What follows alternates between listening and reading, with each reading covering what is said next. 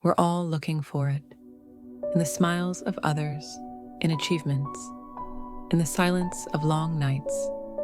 We call it happiness. But what is happiness, really? Is it just a fleeting feeling of joy? Or is it something deeper? Today, we'll explore the meaning of happiness from the perspectives of psychologists, authors, and figures who speak on self-emotional awareness.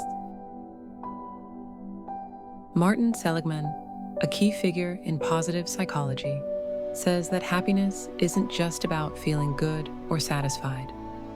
In his PERMA model, he outlines 5 key elements of well-being: positive emotion, engagement, relationships, meaning, accomplishment. According to Seligman, lasting happiness is built from the combination of these 5 factors.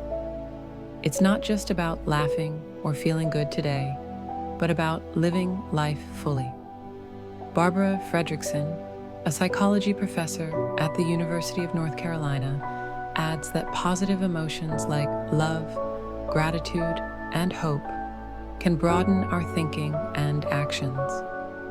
She calls this the broaden and build theory, that experiencing positive emotions builds our psychological reserves to face future challenges.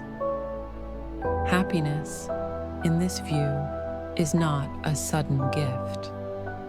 It is built slowly through relationships, engagement, meaning, and achievement.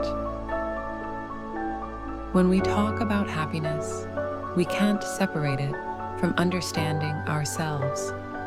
Daniel Goleman, in his book Emotional Intelligence, explains that awareness of our own emotions is the foundation of emotional well-being. The more we understand what we feel, the better we can manage it, and from there, happiness can grow. Often, we feel unhappy, not because something bad happened, but because we don't understand what we're feeling. We say we're angry, but deep down, we're disappointed. We say we're fine, but we're really hurting. When we reject our emotions, we reject a part of ourselves. According to psychologist Brené Brown, the courage to be vulnerable is a key to happiness. In her research on shame, empathy, and connection, she found that people feel most alive when they have the courage to be themselves, with all their flaws and imperfections. Happiness isn't about always smiling. Sometimes it's about being able to cry honestly, to give space to pain without judgment. Writer and philosopher Viktor Frankl, in his book Man's Search for Meaning, spoke about how a sense of purpose can be a source of happiness, even in the worst conditions. He wrote the book after surviving a Nazi concentration camp. To him, happiness is not the main goal, but a byproduct of finding meaning in suffering. Happiness cannot be pursued.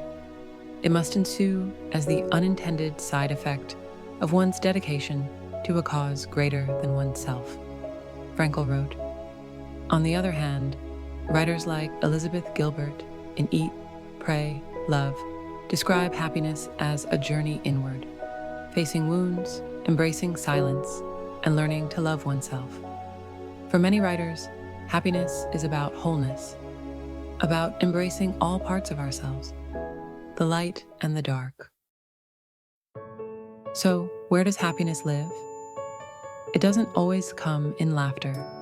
Sometimes it comes in silence, in a sincere hug, in the word thank you, in the courage to forgive, in the willingness to start over. Happiness is a journey. It's not a destination, but the way we walk. Today, you might not feel happy, but if you're searching for meaning, building relationships, learning to understand yourself, then you are already on the path to true happiness. And that, perhaps, is the most real kind of happiness. Thank you for listening. May you give yourself space today to feel, to understand, to be grateful, because happiness often isn't about what happens outside, but about how we choose to see it from within. Don't forget to subscribe, comment, and share. See you next time.